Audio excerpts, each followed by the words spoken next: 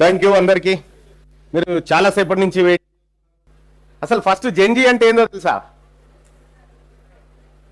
Gen Z అంటే ఏందో తెలుసా? 29 సంవత్సరాల లోపున్న వాళ్ళు చేయలేవటండి.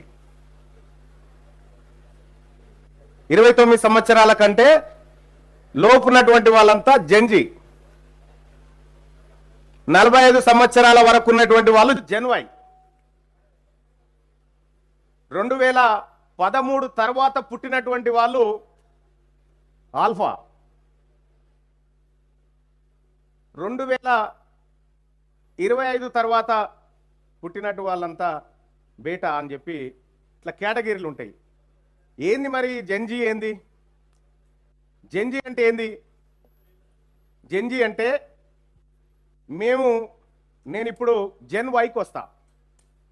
జెన్ వై అంటే 45 సంవత్సరాల లోపున్నటువంటి వాడిని కాబట్టి జెన్ వైకి వస్తా. తరం వాళ్ళంతా మేము సెల్ ఫోన్లతో పుట్టలేదు. అప్పుడు మేము సెల్ ఫోన్లతో పుట్టలేదు. అప్పుడు మాకు సాధారణ టెలిఫోన్లు ఉండేటి. అవి కూడా ఊర్లో లేదంటే తాలూకా వరకు కలిసేటి. ఇంకా వేరే చోటికి ఫోన్ చేయాలంటే ఎస్టీడీ కోడ్సు, హైదరాబాద్ చేయాలంటే 040. అది హైదరాబాద్కు నేరుగా కాదు. ఫస్ట్ మేమున్న ప్రాంతం నుంచి భువనగిరికి చేస్తే భువనగిరి ఆయన హైదరాబాద్ కలిపితే అప్పుడు కనెక్ట్ అయ్యేది. ఆ కాలం. మా కాలంలో ఇన్లాండ్ లెటర్స్. ఇప్పుడు ₹2 ఉంటుంది అనుకుంటా ఆ లెటరు. ఇన్లాండ్ లెటర్స్ అని ఉంటాయి కదా, చూసిరా మీరు ఎవరైనా? అప్పుడు ఫ్రెండ్షిప్ డే రోజు అప్పుడు ఇప్పుడు గ్రీటింగ్ వేసుకునేటువంటి కాలం మాది. మనిషిని పలకరియాలంటే, ఫ్రెండ్స్ను పలకరియాలంటే ఉత్తరాలు రాసుకునేటువంటి కాలం నుంచి మేము ఇప్పటికిప్పుడు ఇక్కడి నుంచి అమెరికాకు మెసేజ్ పంపేంత టెక్నాలజీ వరకు వచ్చేసినాం అన్నట్టు. జెన్జీ పుడితేనే సెల్ ఫోన్తో పుట్టేసింది అన్నట్టు. ఇదే జెన్జీ. సెల్ ఫోన్తో అనుసంధానమై, టెక్నాలజీతో అనుసంధానమై వచ్చినటువంటి. మేమున్నప్పుడు టెక్నాలజీ లేదు. అప్పుడు మా చిన్నతనంలో రేడియో లేదంటే టీవీ ఉంటుండే. అది కూడా గ్రామ పంచాయతీ దగ్గర ఒక దగ్గరే టీవీ ఉంటుండే. అందులో దూరదర్శన్ ఒకటే ఛానల్. ఆ దూరదర్శన్లో వచ్చేది చిత్రలహరి, ఇది ఎక్కడైనా ఉందా, కిట్టుగాడు, హిమబిందు, ఇలాంటి ధారావాహిక కార్యక్రమాలు వచ్చేటి. నైట్లో ఆలిఫ్ లైలాన్ వచ్చేది, రామాయణం మహాభారతం లాంటివి వచ్చేటి. ఇది ఆ కాలం. అప్పుడు యూట్యూబ్ లేవు, ఫేస్బుక్ లేదు, ట్విట్టర్ లేదు, టిక్ టాక్ లేదు, ఏమీ లేదు. అప్పుడు మేము ఊర్లో ఉన్నటువంటి ఒక మనిషిని పలానా ఆయనను తీసుకురాపోరి అని చెప్పి ఎవరైనా చెప్తే ఆడికి మనిషి పోవాలి. మనిషి పోయి చెప్పి రావాలి, చెప్పి ఆయనను తీసుకొని రావాలి. ఇప్పుడు ఈ బెడ్రూమ్ నుంచి హాల్లో కూర్చున్న మనిషికే ఫోన్ చేసి లోపలికి రా అనేటువంటి తరం అన్నట్టు. అర్థమైందా? సో ఇట్లా మారిపోయింది వ్యవస్థ అంతా. ఇప్పుడున్నటువంటి లేటెస్ట్ పిల్లలు ఏఐ టెక్నాలజీ అంటే తెలుసా మీ అందరికీ? ఆర్టిఫిషియల్ ఇంటెలిజెన్స్ అంటే మీరు చాట్ జీపీటీ ఎంతమందికి తెలుసు? ChatGPT, wow, very good. బహుశా ఇక మా జెన్ వైకే తెలుస్తలేదు. చాట్ జీపీటీ ఒకప్పుడు నేను జర్నలిస్ట్గా పనిచేసిన కొంతకాలం, వార్తలు చదివిన. అప్పుడేం వార్తలు రాయాల్సి వస్తుండే. ఇప్పుడు చాట్ జీపీటీకి ఈ వార్త జెన్జీ మీద ఒక వార్త రాయండి అని అంటే అది రాసేస్తుంది. కథం 5 సెకండ్లలో వార్త రాసేస్తుంది. కానీ మేము అప్పుడు 5 గంటలు పట్టేది వార్త రాయడానికి. సో అంత ఫాస్ట్ జనరేషన్కి వచ్చేసినాం అన్నట్టు. ఒకప్పుడు ఎన్నికలు, మా చిన్నతనంలో ఎన్నికలు మాట మర్యాద లేకపోతే ఒక సింబల్ మీద జరిగేటి. ఏమని? గరీబీ హటావో అని ఇందిరాగాంధీ టైంలో, బ్యాంకుల జాతీయీకరణ అని చెప్పి, ఇందిరమ్మ రాజ్యం అని చెప్పి అట్లా జరిగేటి. కానీ తర్వాత ఏమైందంటే ఫేస్బుక్ ఎన్నికలు వచ్చినాయి. ఎలక్షన్లో ఫేస్బుక్ ఎంటర్ అయింది. ఆ తర్వాత తమిళనాడులో మొన్న ఏమైంది? విజయ్ ఎట్లా గెలిచిండు? దేని కారణంగా గెలిచిండు విజయ్? సోషల్ మీడియాలో ఏ ప్లాట్ఫాము? Only Insta. టీవీ ఛానళ్లు, తమిళనాడులో ఉన్నటువంటి టీవీ ఛానళ్లు, పత్రికలు అన్ని ఒకవైపు, విజయ్ ఇన్స్టాగ్రామ్ ఇంకోవైపు. ఈ విజయ్ అనుకున్నారు ఎవరు? జెన్జీ ఉన్నారు కాబట్టి గెలిచిరు అక్కడ. ఇక్కడ కొన్ని కోట్ల రూపాయలు ఖర్చు పెట్టినటువంటి మీడియా ఛానల్ ఇన్స్టాగ్రామ్ ముంగట నిలబడలేకపోయింది, అంటే జెన్జీ ముంగట నిలబడలేక ఓడిపోయింది. సో జెన్జీ చాలా పవర్ఫుల్ అనేది ఇప్పుడు ఈ దేశంలో ఉన్నటువంటి ప్రధానమంత్రి గుర్తించిండు. ఆఖరికి ప్రధానమంత్రి కూడా ఇన్స్టా వీడియోలు చేసే పరిస్థితికి వచ్చిండు. అవునా? చూస్తున్నారా మీరు? నిన్న మొన్న ప్రధానమంత్రి గారు కూడా ఇన్స్టాలో వీడియోలు చేస్తా ఉన్నాడు. ఎందుకు? యూత్ అంతా ఇన్స్టాలో ఉంది కాబట్టి ఆయన ఇన్స్టా చేస్తా ఉన్నాడు. ఇప్పుడు ఒక చోట సర్కస్ అవుతుంది. సర్కస్ అయిన కాడ సర్కస్ అయిన అడవిలో పెడితే ఎవరైనా చూస్తాడా? పబ్లిక్ ఏడుంటే జాతరలోనే సర్కస్ పెట్టాలి. ఇప్పుడు జాతర ఏడుంది? ఇన్స్టాలో ఉంది కాబట్టి నరేంద్ర మోడీ గారి సర్కస్ ఈడ ఓపెన్ చేసిండు అన్నట్టు. మన తల్లిదండ్రుల కాలంలో తమిళనాడులో ఏం జరిగింది? ఇక్కడ మన తల్లిదండ్రులు ఏదైనా మంచోరు బిడ్డ, ఆయన కోటేయాలని మనకు చెప్పే కాలం నుంచి, లేదు నాన్న నువ్వు ఓటు విజయ్కే వేయాలి, నీకు ఎవరు డబ్బులు ఇచ్చినా తీసుకో, ఓటు విజయ్కే వేయాలని చెప్పి తమిళనాడులో ఉన్నటువంటి యూత్ అంతా, జెన్జీ యూత్ అంతా వాళ్ళ అమ్మా నాన్నను ఒప్పించి, తమిళనాడులో డిఎంకే పార్టీ డబ్బులు పంచింది, అన్నా డిఎంకే పార్టీ డబ్బులు పంచింది, మాకు ఓట్లేయమని చెప్పి, మీరు వాళ్ళ దగ్గర తీసుకోండి, వీళ్ళ దగ్గర తీసుకోండి, కానీ మీ పిల్లలమైన మేము చెప్పినట్టు మీరు ఓటేయాలని చెప్పి ఆ పిల్లలు ఇద్దరి దగ్గర డబ్బులు తీసుకున్నారు. ఓటు మాత్రం నిజాయితీగా విజయ్ విజిల్ మీదేసారు. దానివల్ల ఏమైంది? 200 స్థానాల్లో, మొత్తం తమిళనాడులో ఉన్నటువంటి 200 స్థానాల్లో అన్నా డిఎంకే డబ్బులు పంచింది, కానీ 200 స్థానాల్లో విజయ్ పార్టీకి సంబంధించినటువంటి ఒక్క అభ్యర్థి కూడా ఒక్క అనా పైసా పంచలే. మీకు విషయం తెలుసా? ఇది ఒక్క అనా పైసా పంచలే. ఎక్కడైతే విజయ్ పార్టీలో ఉన్నటువంటి ఉత్సాహవంతులు ఆడో ఏడో పంచిరో వాళ్ళు ఓడిపోయారు. ఎవరైతే డబ్బులు పంచలేదో వాళ్ళందరూ గెలిచారు. కారణం ఏంది అనంటే, అక్కడ విజయ్ గెలిచిందంటే విజయ్ కాదు, అది మీది యూత్ జెన్జీ వల్లనే సాధ్యమైంది. మరి పక్క రాష్ట్రం తమిళనాడులో ఈ మార్పు వచ్చింది కదా. పక్క రాష్ట్రం తమిళనాడులో మార్పు వచ్చింది. అక్కడున్న జెన్జీ ఇక్కడున్నారు, అక్కడున్న ఇన్స్టాగ్రామే ఇక్కడుంది. అక్కడికంటే ఎక్కువ తెలివి కల పిల్లలు మన వరంగల్లో ఉన్నారు. మరి ఇటువంటి టైంలో మన పాత్ర ఏంది?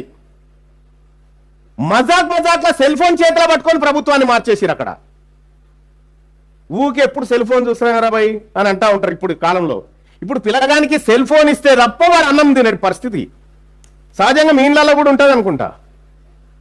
ఫోన్ అప్పుడు మా కాలంలో ఏముందంటే, పిల్లగాడు అన్నం తినకపోతే అమ్మ సంకలు ఎత్తుకొని పోయి అగ చూడు చందమామ చూడు బేట, చందమామని చూడు అని అంటుండే. చందమామని చూడు అంటుండే. పడుకోకపోతే బూచోడు వస్తాడు పడుకో అంటుండే. వాళ్ళు వస్తారు ఎత్తుకపోతారు బిడ్డ అంటుండే. ఇప్పుడు అన్నం తినకపోతే సెల్ ఫోన్ చేతికిస్తే వాడు చూసుకుంటూ ఉంటాడు, మనం ముద్దలు పెడుతుండాలి. అంటే కాలం ఎంత మారిపోయిందో చూడండి. కాలం మారిపోయింది. టెక్నాలజీ ప్రపంచమంతా చాలా చిన్నగా అయిపోయింది. ఇప్పుడు టెక్నాలజీ ద్వారా ప్రపంచం అంతా చాలా చిన్నగా అయిపోయింది. ఇప్పటిదాకా చూస్తున్నారు కదా, చాలా అద్భుతంగా మీకు ఎక్స్ప్లెయిన్ చేసినాడు ప్రపంచంలో మన సమస్యలు ఎంత పాటివి ఎంత చిన్నవి అనేటువంటి. మరి సమస్యలు లేవా? ఎవరికి సమస్యలు లేవా? ఉన్నాయి కదా. మరి సమస్యలకు పరిష్కారం ఎక్కడుంది? మన దేశంలో మన రాష్ట్రంలో సమస్యలకు పరిష్కారం ఎక్కడుంటది? రాజకీయాల్లో ఉంటది పరిష్కారం. పరిష్కారం రాజకీయాల్లో ఉంటుంది. ఇవాళ మీరు చాలా మంది పిల్లలు స్కాలర్షిప్లు రాక, ఫీజు రియంబర్స్మెంట్ రాక ఇబ్బంది పడతా పడుతున్నారా? స్కాలర్షిప్లు ఫీజు రియంబర్స్మెంట్లతో ఇబ్బంది పడుతున్న పిల్లలు చేయలేవట్టండి ఒకసారి చూద్దాం. ఇంతమంది ఇబ్బంది పడుతున్నారు కదా, ఒకసారి చేయలేపట్టండి. ఒక డాక్టర్ సాబ్ చూపిస్తా, చేయలేవట్టండి. డాక్టర్ సాబ్ ఒకసారి చూడండి. ఆయన లెఫ్టినెంట్ కల్నల్ డాక్టర్ భిక్షపతి గారు, ఆయన ఆర్మీ రిటైర్డ్ ఆఫీసర్. తన ప్రభుత్వ ఉద్యోగానికి రాజీనామా చేసి ఈ ఉద్యమంలో ఈ జెన్జీ మూవ్మెంట్ లోకి వచ్చినటువంటి బిడ్డ ఆయన మీకోసమే వచ్చిండు. మీకు స్కాలర్షిప్ ఎందుకు వస్తలేవు అనంటే మన తల్లిదండ్రులు వేస్తున్నటువంటి ఓటు కారణం. మనము పిల్లలము ఇప్పుడు తల్లిదండ్రుల కంటే ఎక్కువ ఆలోచిస్తా ఉన్నాము. మనము మన తల్లిదండ్రుల ఓటును సరైన మార్గంలోకి తీసుకొస్తే స్కాలర్షిప్ వచ్చి మీ వాకిట్లో నిలబడుతుంది. ఎట్లా సాధ్యమవుతుంది అంటే మొత్తం తెలంగాణ రాష్ట్రంలో, భారతదేశంలోనే తెలంగాణ రాష్ట్రం చదువు కోసం అత్యంత తక్కువగా ఖర్చు పెడుతున్న రాష్ట్రం. ఏ రాష్ట్రం? ఓన్లీ తెలంగాణ చదువుకు చాలా తక్కువగా ఖర్చు పెడతా ఉన్నటువంటి రాష్ట్రం. మరి ఉచిత పథకాలకు ఎక్కువ ఖర్చు పెడుతుంది ఎందుకు ప్రభుత్వం? ఉచిత పథకాలకు ఎందుకు పెడుతుందంటే మీ అమ్మా నాన్నల ఓట్లు కావాలి కాబట్టి, మీ జీవితం వద్దు కాబట్టి, మీ జీవితానికి ప్రభుత్వానికి సంబంధం లేకుంటుంది. అందుకోసం మీ స్కాలర్షిప్లు ఇస్తలేరు. మీకు స్కాలర్షిప్లు ఇస్తే మీరు చక్కగా చదువుకుంటే రేపు పొద్దున ఏదైతారు? మీరు ప్రశ్నిస్తారు. మీకు నాలెడ్జ్ వస్తే మీరు ప్రశ్నిస్తారు, మీరు గల్లా పడతారు. తమిళనాడులో ఉన్నటువంటి యూత్ అంతా ఏం చేసిందంటే వాళ్ళ అమ్మ నాయన ద్వారా ఓటు మార్పిచ్చి విజయ్ చేయించారు కదా. మొన్న బడ్జెట్ పెట్టిండు విజయ్. భారతదేశంలో అత్యధికంగా విద్య కోసం ఖర్చు పెడుతున్న రాష్ట్రాల జాబితాలోకి ఒక్క దెబ్బకు విజయ్ సంతకం తీసుకొచ్చి పెట్టేసిండా.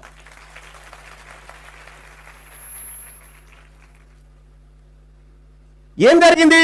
పిల్లల్లో వచ్చినటువంటి మార్పు అక్కడ 9.5%, తమిళనాడులో 9.5% ఎడ్యుకేషన్ బడ్జెట్ ను అక్కడ పెట్టిండు విజయ్.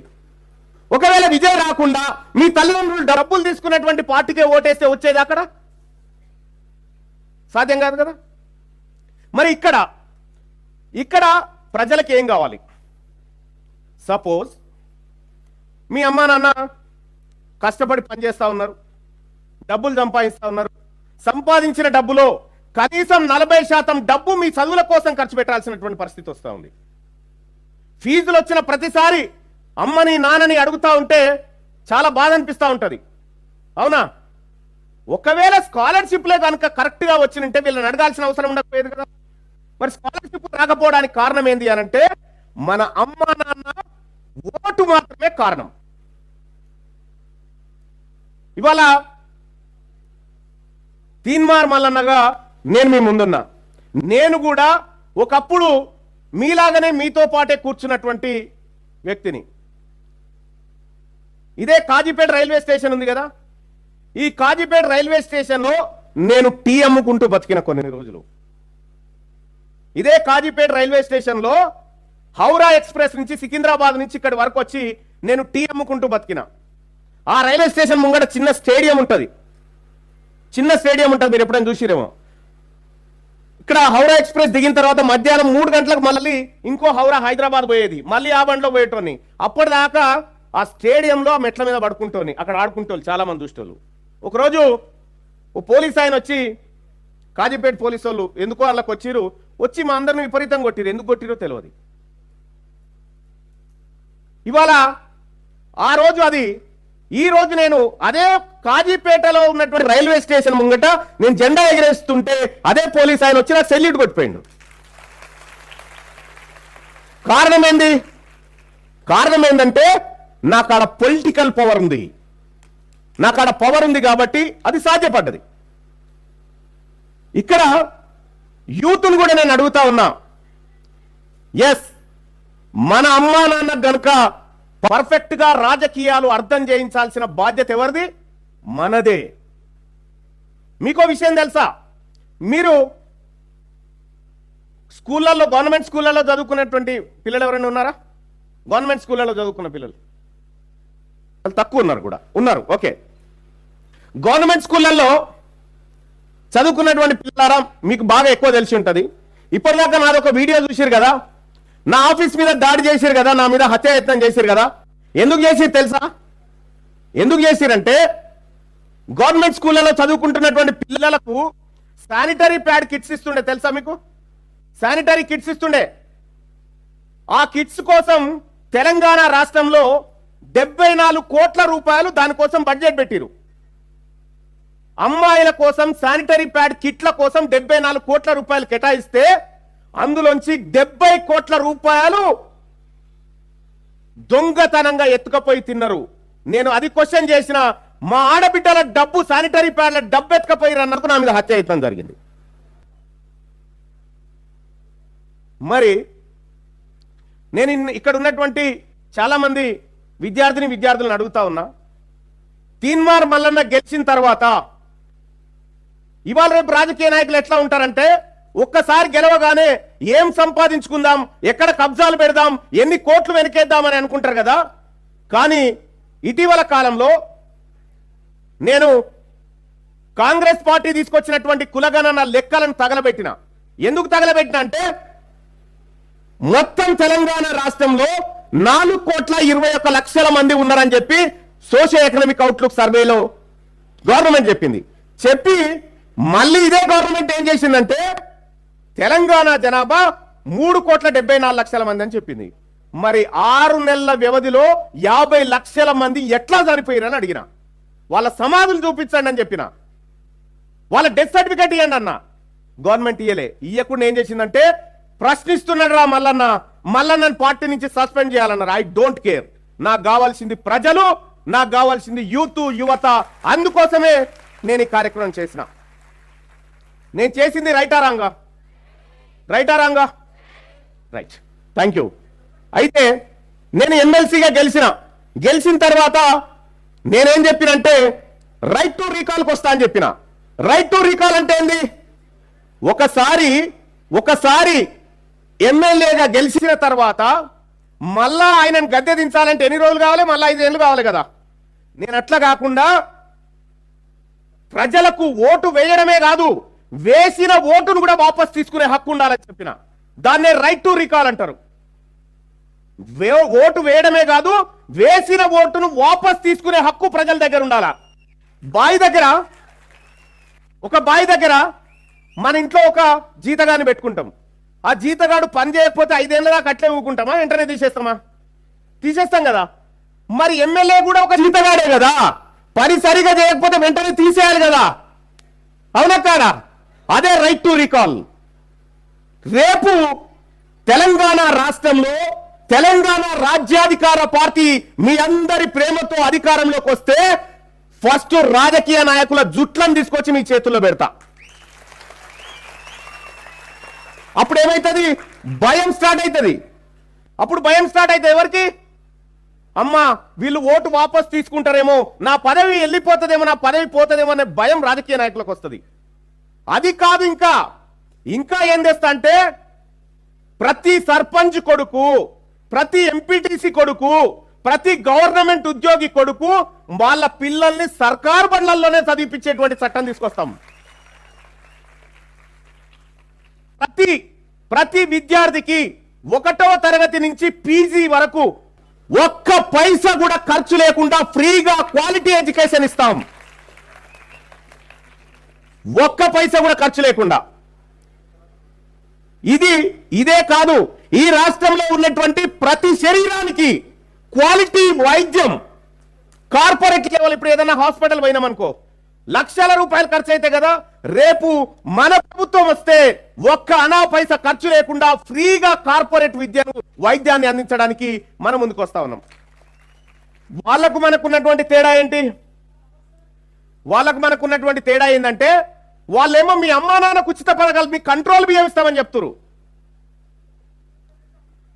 మీకేం చెప్తా ఉన్నారంటే, కంట్రోల్ బియ్యం ఇస్తామని చెప్తా ఉన్నారు మీ అమ్మా నాన్నకు. నేను క్వాలిటీ ఎడ్యుకేషన్ ఇస్తా అని చెప్తా ఉన్నా. ఏది కావాలో చెప్పండి, ఏది కావాలి?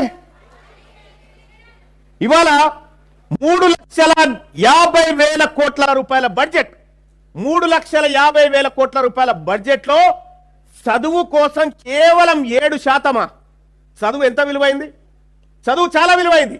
ఆ చదువును రేపొద్దుగల్లా తెలంగాణ రాజ్యాధికార పార్టీ అధికారంలోకి వచ్చి మీ అందరి ఆశీస్సులతో వస్తే చదువుకే 20% బడ్జెట్ పెట్టాలనుకుంటున్నాం. ఓన్లీ చదువు. తీన్మార్ మల్లన్న ఈ తెలంగాణ రాష్ట్రంలో మనం అందరం కూడా ఎట్లాగో చనిపోతాం కదా. ఎప్పుడైనా చనిపోతాం కదా. ఎవరికైనా మల్ల జన్మ ఉందా? పోనీ పోయిన జన్మలో ఎవరైనా నీకు వచ్చి కూర్చున్నారా? అట్లా ఎవరు కూడా లేరు కదా. మళ్ళీ జన్మ లేదు. మనం ఏం చేసినా ఇప్పుడే చేయాలి. మీకు సావిత్రిబాయి పూలే గారు తెలుసా? సావిత్రిబాయి పూలే గారు భారతదేశంలో మొట్టమొదటి మహిళా టీచర్. సావిత్రిబాయి పూలే గారు. మరి ఆ సావిత్రిబాయి పూలే గారు మన బిడ్డలకు మంచి చదువు కోసం ఆమె పిల్లల్ని కనలేదు తెలుసా? మొత్తం అసెంబ్లీలో ఇప్పటి వరకు 119 మంది ఎమ్మెల్యేలు ఉన్నారు కదా. తెలంగాణ రాజ్యాధికార పార్టీ ఏం చెప్తుందంటే 119లో సగం మంది అంటే 59 మంది మహిళలు ఉండాలని చెప్తా ఉంది. ఎందుకంటే వాళ్ళ చట్టాలు వాళ్ళే రూపొందించుకోవాలి, వాళ్ళను కూడా పైకి తీసుకురావాలనేటువంటి ఉద్దేశంతో. ఏంటిదా సమోసానా, వాటర్ బాటిల్?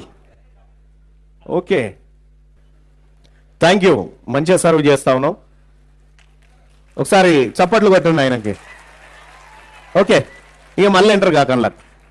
రైట్, నేను మొన్న అమెరికా పోయి వచ్చిన. అమెరికాలో నేను ఎక్కడ తిరిగినా తెలుసా? అమెరికాలో యాపిల్ కంపెనీ తయారు చేస్తున్న టిమ్ కుక్ ఉన్నాడు కదా, ఆయన చదువుకున్న యూనివర్సిటీకి పోయి వచ్చిన, డ్యూక్ యూనివర్సిటీకి. సుందర్ పిచాయ్ చదివినటువంటి చికాగో యూనివర్సిటీకి పోయి వచ్చిన. అంబేద్కర్ చదువుకున్నటువంటి కొలంబియా యూనివర్సిటీకి పోయి వచ్చిన. North Carolina university. ఎందుకు పోయి వచ్చిన తెలుసా యూనివర్సిటీలకు? ఎందుకు పోయి వచ్చినంటే నా తెలంగాణ వరంగల్ పిల్లల్ని కూడా ఈ స్థాయిలో చదివించాలి అంటే నేను ఏం చేయాలనేటువంటి అంశం మీద పోయి వచ్చిన. మీకో విషయం తెలుసా? మొత్తం ప్రపంచంలో ఉన్నటువంటి అన్ని దేశాల్లో ఉన్నటువంటి జనాభా కంటే 90 దేశాల్లో ఉన్నటువంటి జనాభా కంటే భారతదేశంలో నిరక్షరాస్యుల సంఖ్య ఎక్కువ, వీళ్ళే ఎక్కువ. కాబట్టి ఈ తెలంగాణ రాష్ట్రాన్ని మార్చుకునేటువంటి సమయం ఆసన్నమైంది. జార్ఖండ్ లో కొద్దిసేపటి కింద ఒక వీడియో ఉంది, ఆ వీడియో ప్లే చేస్తే బాగుంటుందేమో. జార్ఖండ్ లో ఏం చేశారు తెలుసా? స్టూడెంట్స్ అందరు కలిసి అక్కడ పేపర్ లీక్ అయిందని చెప్పి కింద ఛాంబర్ లో కూర్చున్నారు. కూర్చుంటే అక్కడికి వీసీ వస్తే వీసీకి వార్నింగ్ ఇచ్చి కింద కూర్చో అని చెప్పారు. యూత్ కింద కూర్చోమంటే ఒక్క దెబ్బ కింద కూర్చొని క్షమాపణ చెప్పిండు యూనివర్సిటీ వీసీ. అది స్టూడెంట్ పవర్, అది జెన్జీ పవర్. మరి ఈ పవర్ ని మన ఫ్యూచర్ మార్చుకోవడం కోసం మనం జెన్జీ మూవ్మెంట్ గా మారాలంటే మనమందరం కూడా యూత్ తల్లిదండ్రులు ఆలోచిస్తున్న దానికంటే భిన్నంగా ఆలోచించి బయటికి రావాలి. అక్కడ ఒక బీహార్ మంత్రి, బీజేపీ మంత్రి బిడ్డ జంతర్ మంతర్ దగ్గరకు వచ్చి, మా నాన్న బీజేపీ పార్టీ మంత్రి అయినా సరే నేను యూత్ కే సపోర్ట్ చేస్తా అని చెప్పి జంతర్ మంతర్ కాడ సపోర్ట్ చేసింది. ఇవాళ ఆర్ఎస్ఎస్ చీఫ్ మోహన్ భగవత్ వచ్చి ఏమంటున్నా, యూత్ చేస్తుంది కరెక్టే అంటున్నాడు, యువత చేస్తుంది కరెక్టే అని చెప్తా ఉన్నాడు. ఎందుకు? వాళ్ళలో మార్పు వచ్చింది. యూత్ దగ్గర, జెన్జీ దగ్గర ఎవరైనా ఒళ్ళు దగ్గర పెట్టుకొని ఉండాల్సిందే. అది తప్పదు. ఈ దేశంలో యువతనే పాలిటిక్స్ డిసైడ్ చేస్తుంది. యువతనే ఏం కావాలో ఈ దేశానికి డిసైడ్ చేస్తుంది, తనకేం కావాలో నిర్ణయించుకుంటది. మరి అటువంటి యువత ఈ వరంగల్లో కూడా ఉన్నది కదా, మనమే కదా. మనమంతా జెన్జీ మూమెంట్ లోకి డిఫరెంట్ గా ఆలోచించి వద్దామా? జెన్జీ మూమెంట్ స్టార్ట్ చేద్దామా? చేయలేవటండి, రెండు చేతులు ఎవరు చెప్పండి. స్టార్ట్ చేద్దామా? జెన్జీ మూమెంట్ స్టార్ట్ చేద్దామా? Thank you. అలాగే మీకేమైనా డౌట్స్ ఉంటే మీరు వాళ్ళకి మైక్ ఇవ్వండి. ఏ క్వశ్చన్ అయినా పర్లేదు, క్వశ్చన్ ఏమైనా పర్వాలేదు. మీరు ఏం అడగాలనుకుంటారో తీన్మార్ మల్లన్న ఇక్కడ మీ ముందున్నాడు. మీరు ఇదే వేరే రాజకీయ నాయకుల్ని నిలబెట్టి అడిగారనుకో, ఇది ఉండదు వాళ్ళ దగ్గర. మీరు గుర్తుపెట్టుకోండి. ఎందుకు? వాళ్ళు వచ్చింది వాళ్ళ కోసం, నేను వచ్చింది మీకోసం. కాబట్టి ఇలా ఉంటది. మీరెవరైనా క్వశ్చన్ చేయాలనుకునే వాళ్ళు హ్యాండ్ రైజ్ చేయండి. మైక్ అక్కడి వరకు వస్తుందా? వస్తుంది. ఎస్, ఒక్కసారి అంతకంటే ముందు జార్ఖండ్ వీడియోని ఒకటి చూడండి. జార్ఖండ్ వీడియోని ఒక్కసారి చూడండి.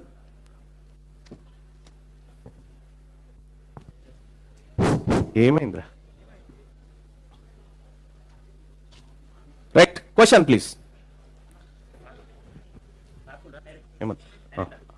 మల్లన్న గారు, ఎస్, అంటే యూత్ అందరూ ఒకటి గుర్తుంచుకోవాలి, ఒక మనిషి ప్రశ్నించడం మొదలు పెడితే అదొక గొంతు అవుతుంది. ఆ గొంతు ప్రజల గొంతుక అయితే అదొక ఉద్యమం అవుతుంది. ఆ ఉద్యమంని రాజకీయాలు ప్రశ్నిస్తే అదొక సవాలుగా మారుతుంది. అలాంటి సవాలుని తీసుకొని తనకంటే ఒక ప్రత్యేకమైన ముద్ర వేసుకునే వ్యక్తి తీన్మార్ మల్లన్న గారు. ఇక్కడ నేను తీన్మార్ మల్లన్న గారి నుంచి పొగడానికి ఇక్కడ ఉన్న వాళ్ళందరూ రాలేవు, తీన్మార్ మల్లన్న గారిని ప్రశ్నించడానికి వచ్చినాం. సో తీన్మార్ మల్లన్న గారు, ఇప్పటి వరకు మీరు ప్రభుత్వాన్ని ప్రశ్నించారు, ప్రజల్ని ప్రశ్నించారు, సమస్యని ప్రశ్నించారు. కానీ ఇవాళ మీ ముందున్నది జెన్జీ యువత. సో వారు మిమ్మల్ని ప్రశ్నించబోతున్నారు. సో వారు మిమ్మల్ని ప్రశ్నించే ముందు వారందరి తరపున మీకు ఒక ప్రశ్న. మీరే గనక జెన్జీ కిడ్ అయితే, అంటే మీకు ఇప్పుడు ఒక 20 సంవత్సరాలు ఉన్నాయని అనుకుంటే, మీరే ఒక యువత అని అనుకుంటే,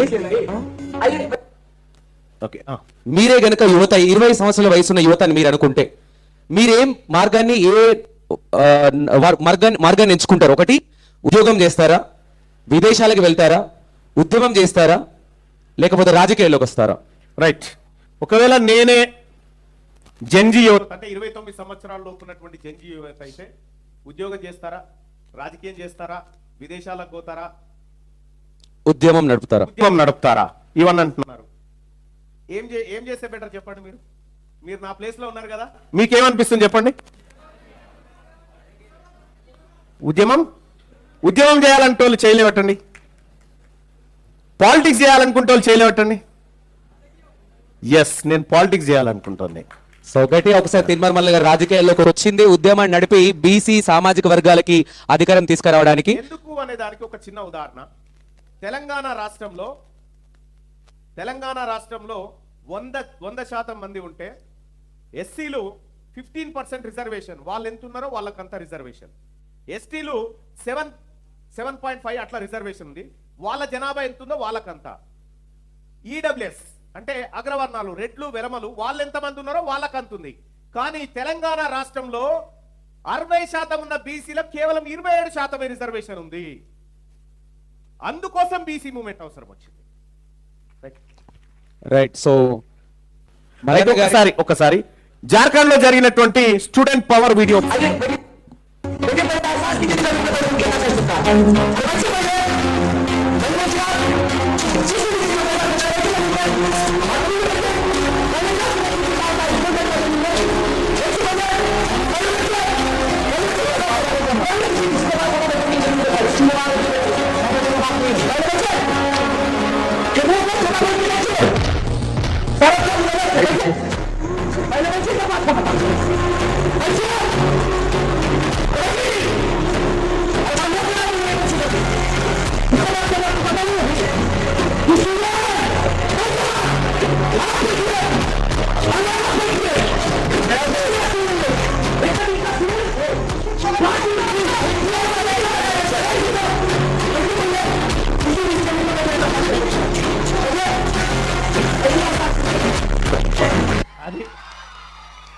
అది స్టూడెంట్ పవర్.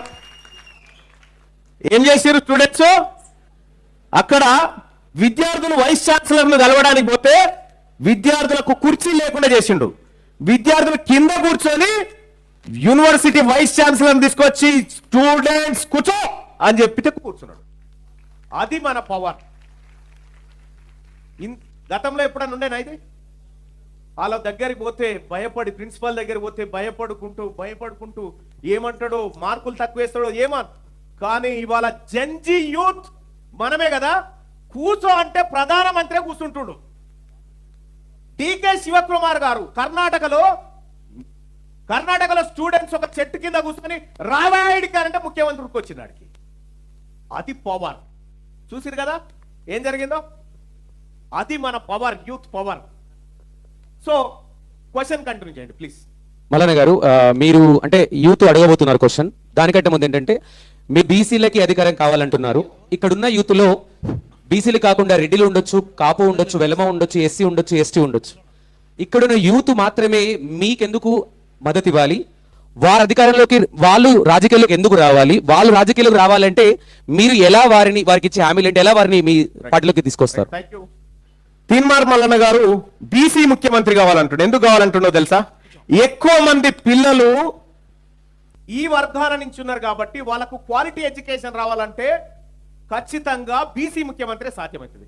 1956 నుంచి 1956 నుంచి అంతకంటే ముందు 1952 తెలంగాణ రాష్ట్రానికి ఈ ప్రాంతానికి స్వతంత్రం వచ్చినప్పటి నుంచి ఇప్పటి వరకు ఒక్క బీసీ ముఖ్యమంత్రి కాలే. ఒక్క బీసీ ముఖ్యమంత్రి కాలే. ఎందుకు కాలేదు అనంటే కానివ్వలేదు. గవర్నమెంట్ స్కూళ్ళు బాగుపడతాయని. ఇప్పుడు శ్రీ చైతన్య నారాయణ, నేను ఇటీవల కాలంలో నిన్ననో మొన్ననో శ్రీ చైతన్య నారాయణ దగ్గరికి ర్యాంకుల విషయంలో పోయినా, మీరు ఎవరైనా వీడియో చూస్తే చూసి ఉండొచ్చు. ఓకే, ఆ వీడియో ఉంటే శ్రీ చైతన్య దగ్గరికి నేను పోయినా ఒక చిన్న రీల్ ఉంటుంది చూడండి. ఏం చేసి ఎరికేనా, హర్యానా, బీహార్, రాజస్థాన్ లో ర్యాంకులు సాధించిన పిల్లల ర్యాంకులు కొనుక్కొని మా పిల్లలని లేసిరు దీంట్లో పేపర్లో వేస్తే దాన్ని పట్టుకొని పోయినా. నేను అక్కడికి పోయి ఒకటే చెప్పినా ఇంకొకసారి ఈ తప్పు చేస్తే తంతా అని చెప్పిన శ్రీ చైతన్య నారాయణ వాళ్ళని. మీరొక్కసారి ఆ వీడియో ఇవాళ ఎందుకు బీసీ ప్రభుత్వం రావాలంటున్నంటే, ఈ స్వతంత్ర భారతదేశంలో ఉమ్మడి ఆంధ్రప్రదేశ్లో మొత్తం ఎంటైర్ భారతదేశంలోనే ఇప్పటి వరకు బీసీ ముఖ్యమంత్రి గాని ఏకైక రాష్ట్రం తెలంగాణ రాష్ట్రం. అందుకోసం బీసీ సీఎం కావాలంటున్నా. బీసీ సీఎం అయితే ఆ మెజారిటీ వర్గాల ప్రజలు మీరు ఒకసారి చూడండి, మొత్తం ప్రపంచంలో ఎక్కువ ఉన్నటువంటి వాళ్ళు తక్కువ ఉన్నటువంటి వాళ్ళని హింసకు గురి చేస్తారు, అణిచివేస్తారు. ఇది చరిత్ర. కానీ ఒక్క తెలంగాణలో మాత్రమే తక్కువ ఉన్నటువంటి వాళ్ళు ఎక్కువ ఉన్న ప్రజలను తొక్కివేస్తారు. ఇది చరిత్ర. అందుకోసం తెలంగాణ రాష్ట్రంలో మేమేం చెప్తా ఉన్నామంటే, ఎవరెంత ఉంటే వారికంతా.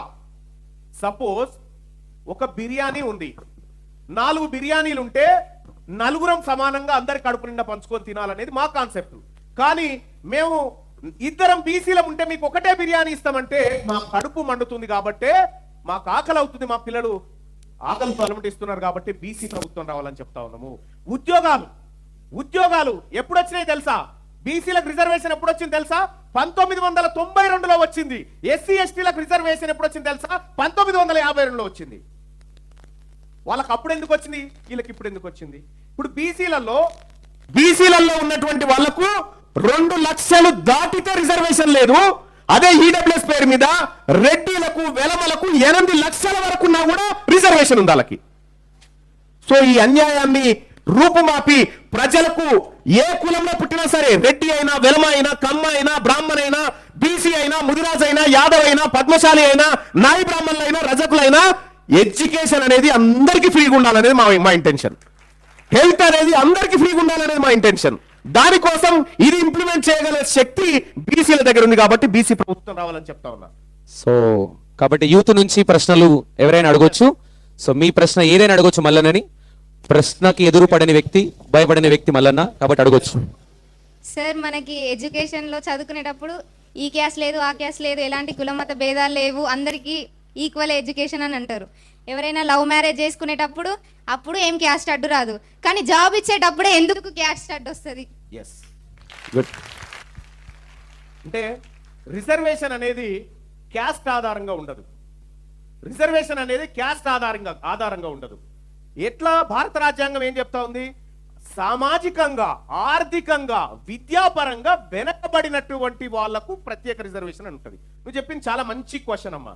ఎందుకంటే సపోజ్ ఒక చోట, ఇప్పుడు మీ ఊరు ఉందమ్మా, మీ ఊర్లో నుంచి నువ్వు అత్తగారింటికి పోతావు, పెళ్ళయిన తర్వాత మీ ఇంటికాడున్న అమ్మా నాన్నను వదిలేస్తావు, అక్కా చెల్లెలను వదిలేస్తావు, ఆస్తులను, బావులను, అన్నదమ్ములను, చుట్టాలను అందరిని వదిలేస్తావు.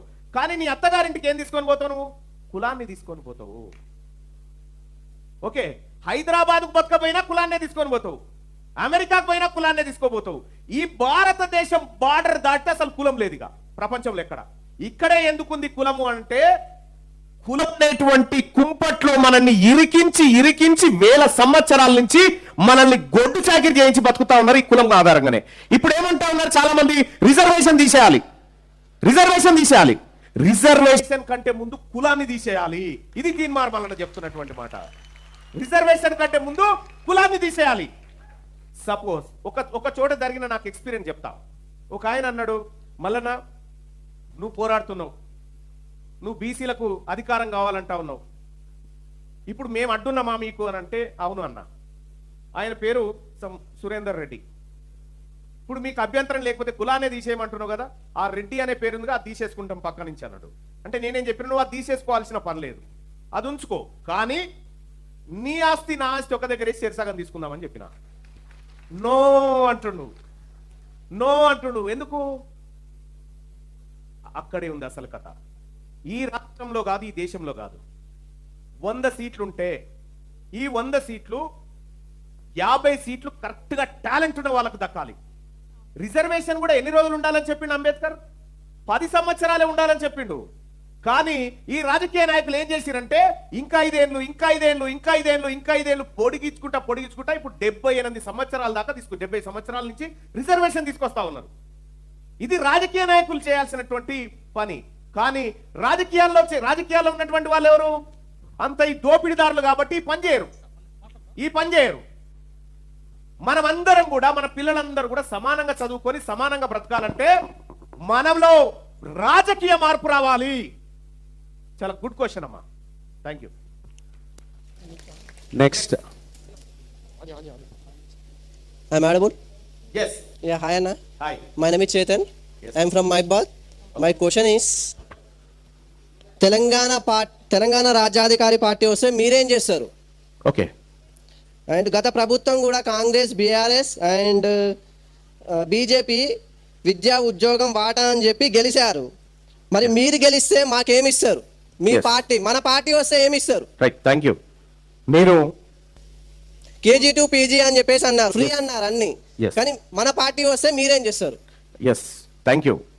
తెలంగాణ రాష్ట్రంలో కాంగ్రెస్ ఒక మాట చెప్పింది, బీజేపీ ఒక మాట చెప్పింది, టీఆర్ఎస్ ఒక మాట చెప్పింది. మరి ఈ జెన్జీ పార్టీ, ఈ తెలంగాణ రాజ్యాధికార పార్టీ అధికారంలోకి వస్తే మీరు ఏం చేస్తారని అడుగుతా ఉన్నారు.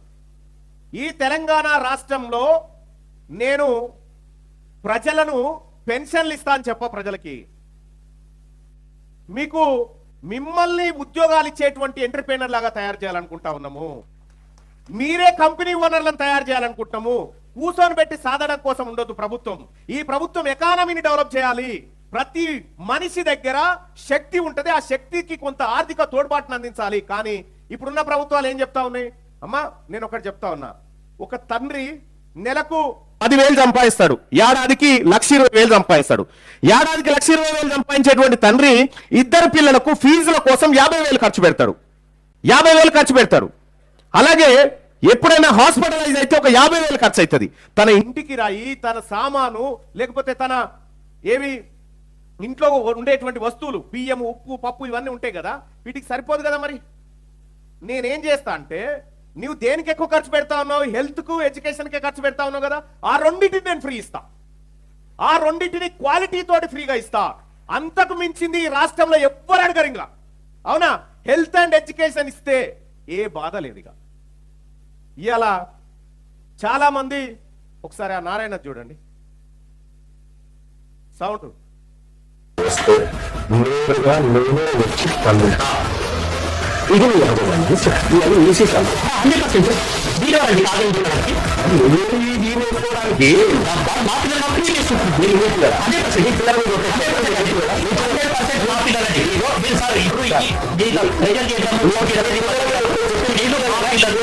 వీళ్ళందరూ స్టేట్ విద్యార్థులు ఎమోషనల్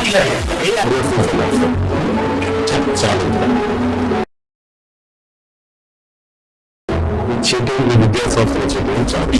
ఇది పేదవాడు సొమ్ము, డబ్బు, ఎన్నో ఆశలతో కళల ప్రపంచాన్ని ఊహించుకొని దయచేసి ఈ యాజమాన్యాన్ని తెలియజేయాలి. ఇంకొకసారి ఇట్లాంటి అడ్వర్టైజ్మెంట్ చేసి జనాన్ని కన్ఫ్యూజ్ చేసి విద్యను వ్యాపారంగా మార్చి పేదవాళ్ళని అట్రాక్ట్ చేసి దానికి మీరు జీవితం పనిచేయండి అని చెప్పింది అని మీ యాజమాన్యం గారికి, మీ మాధవన్ గారు చెప్పిందని చెప్పండి. ప్రజలు ఇది చదివే పిల్లలంతా ఒక్కొక్క రూపాయి కష్టపడి వాళ్ళ అమ్మ నాన్న కూడబెట్టి రక్తాన్ని చెమటలు అమ్ముకొని సంపాదించి పెడితే నిజంగా ఆల్ ఇండియా ఫస్ట్ అంటే ఆల్ ఇండియా ఫస్ట్ అంటే నిమిషం లీడర్ చేస్తుంది లీడర్ చేస్తుంది మంచి వారి మీద లోపుకుంటారు యంగ్ ట్రిప్ అంటే ప్రతిలో ఈ గ్రామాలను బంద్ చేయాలా జనాన్ని జనాన్ని ఇక్కడ ఈ రెండు రాజులు జంపాయించినారా ఇక్కడ చదివే పిల్లలంతా ఒక్కొక్క రూపాయి కష్టపడి వాళ్ళ అమ్మ నాన్న కూడబెట్టి రక్తాన్ని చెమటలు అమ్ముకొని సంపాదించి పెడితే తెస్తే మీరేం డ్రామా మీకేం డ్రామా వాళ్ళ దగ్గర కూడా పోయింది మీరే డ్రామా మీరే డ్రామా ఏం డ్రామాలు ఏమన్నా రెస్పాన్సిబిలిటీ ఉందా మీకు అది శ్రీ చైతన్య నారాయణ కథ. ఇక ఇంకొక క్వశ్చన్ ఎవరు అడుగుతారో. ఎస్ మైక్ ఇవ్వండి పెట్టినా. సార్ ఎస్టీ ఎస్సీలకు స్కాలర్షిప్ రిలీజ్ చేసింది గవర్నమెంట్, మరి బీసీలకు ఎందుకు రిలీజ్ చేయట్లేదు సార్? రైట్, గుడ్ క్వశ్చన్ అమ్మా. ఎస్సీ ఎస్టీలకు 2013లో దామోదర రాజనరసింహ గారు ఉప ముఖ్యమంత్రిగా ఉన్నప్పుడు ఏం చేసిందంటే, ఇప్పుడు బడ్జెట్ లో ఎస్సీ ఎస్టీలకు ఒక 1000 కోట్లు పెట్టిరు అనుకుందాం. ఇప్పుడు ఈ 1000 కోట్లు ఇప్పుడు ఖర్చు చేయకపోతే ఆ 1000 కోట్లలో ఖర్చు చేయని డబ్బులు నెక్స్ట్ ఇయర్ లో ఖచ్చితంగా ఖర్చు పెట్టాలి. అది SC ST sub plan. Same బీసీలకు కూడా అలాంటి సబ్ ప్లాన్ కావాలని కొట్లాడినా నేను అసెంబ్లీలో. మా పిల్లల కోసం ఖర్చు పెట్టాల్సిన డబ్బులు మళ్ళీ ఖర్చు పెట్టకపోతే నెక్స్ట్ ఇయర్ లో తీసుకోవాలి. కానీ బీసీలకు అట్లా కాదు, ఈడ ఖర్చు పెట్టకపోతే ఇది ఇటుపోయినట్టే.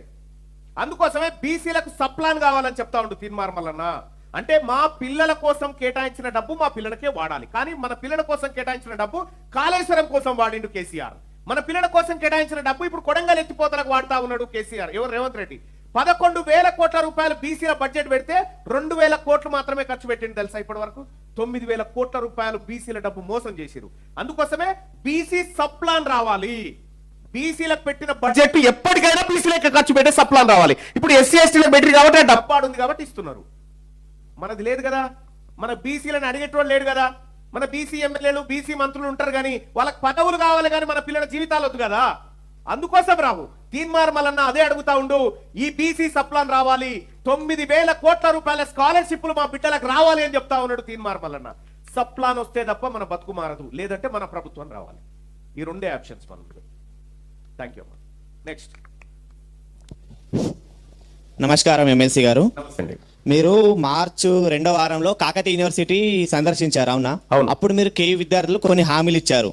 ఆ హామీల్లో మీరు ఎంతవరకు ఇప్పటివరకు ఈ టైం గ్యాప్ లో నెరవేర్చారు చెప్పగలరా? రైట్. నేను కాకతీయ యూనివర్సిటీలో విద్యార్థి సంఘాలందరినీ పిలిచినటువంటి సందర్భంలో ఆ రోజు చెప్పిన శాసన మండలి శాసనసభ ప్రారంభం కాబోతా ఉంది. ఈ సభ దృష్టికి తీసుకుపోవడానికి మీ సమస్యలు ఏంటియో చెప్పండి అని చెప్పి ఆ రోజు వీళ్ళందరూ ఇచ్చినటువంటి నోట్స్ అన్ని నోట్ చేసుకోవడం జరిగింది. వీళ్ళు ఇచ్చినటువంటి ప్రతి అంశాన్ని పిటిషన్ రూపంలో శాసన మండలి సమావేశం ముందు ప్రవేశపెట్టడం జరిగింది. అందులో 1-2 అంశాలను నేను అక్కడ ప్రస్తావించడం జరిగింది. ఎమ్మెల్సీకి ఇప్పుడు నేను ఎమ్మెల్సీని, వాస్తవానికి ఎమ్మెల్సీలకు కనీసం 10 కోట్ల రూపాయల ఫండ్ గతంలో ఉండేది. కానీ రేవంత్ రెడ్డి వచ్చిన తర్వాత అసలు ఎమ్మెల్సీలకు 1 రూపాయి ఫండ్ లేకుండా ఎత్తేసిరు.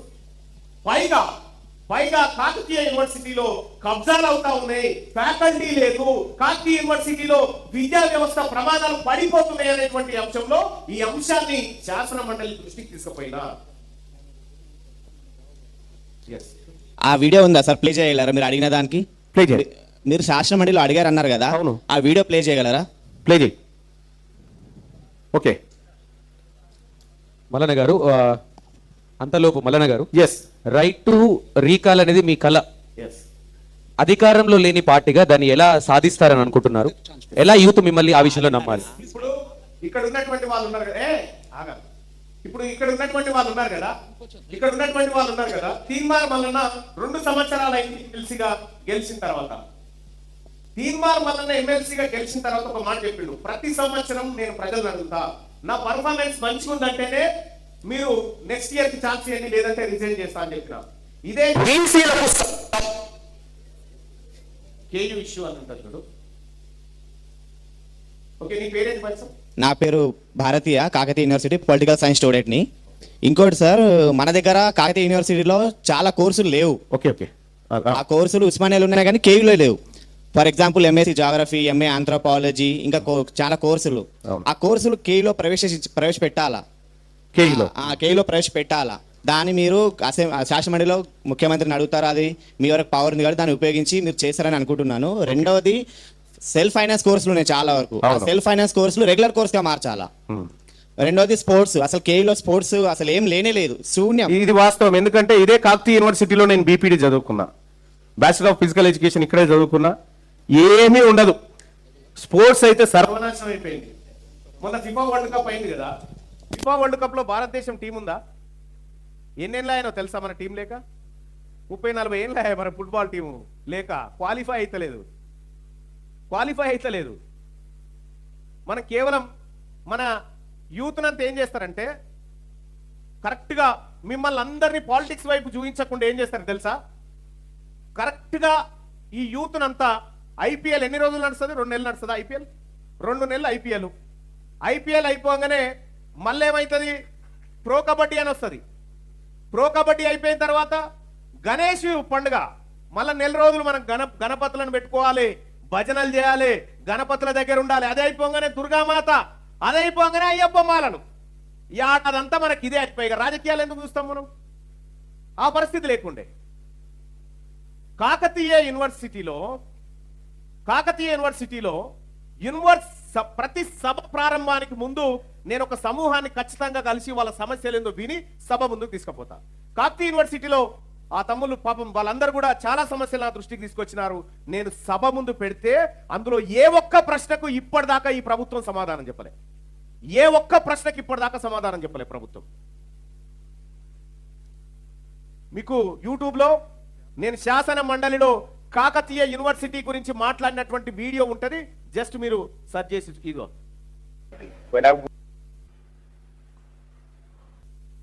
మీరు చూడాలనుకుంది ఇదేనా? The other day, when I went to Kakatiya University, I sat all the staff and students of Kakatiya University in the auditorium.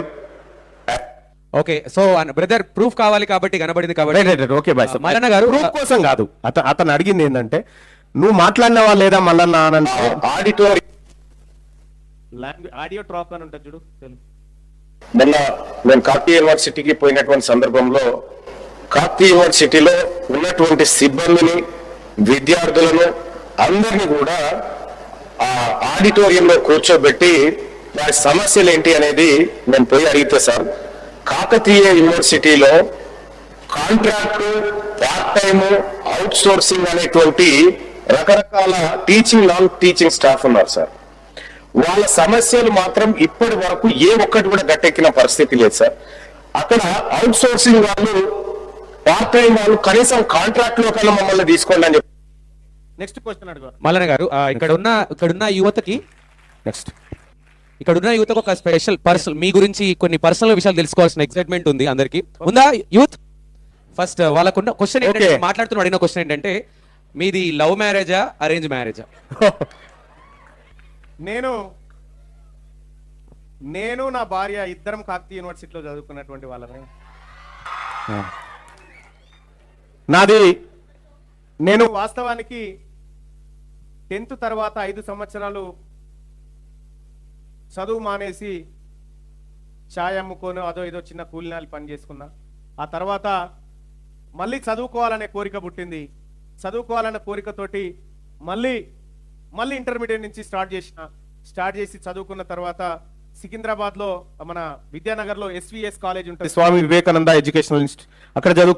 అక్కడ చదువుకున్న తర్వాత సికింద్రాబాద్లో ఎస్పీ కాలేజ్ ఉంటుంది, సర్దార్ పటేల్ కాలేజ్లో నేను అందులో BA మొదటి సంవత్సరం చదివిన తర్వాత అక్కడి నుంచి నాకు పొలిటికల్ సైన్స్ అంటే చాలా ఇష్టం. ఆ పొలిటికల్ సైన్స్ మంచి ప్రొఫెసర్ ఎక్కడున్నాడని వెతికితే భువనగిరిలో శ్రీ లక్ష్మీనరసింహస్వామి డిగ్రీ కళాశాలలో డాక్టర్ ఎస్ బుచ్చయ్య అని చెప్పి ఖమ్మం జిల్లాలో ఉంటాడు ఆయన అక్కడ పొలిటికల్ సైన్స్ ప్రొఫెసర్ గా ఉండే ఆయనను రిక్వెస్ట్ చేసి 2nd ఇయర్ నుంచి ఇక్కడికి SLNS కాలేజ్కి వచ్చిన.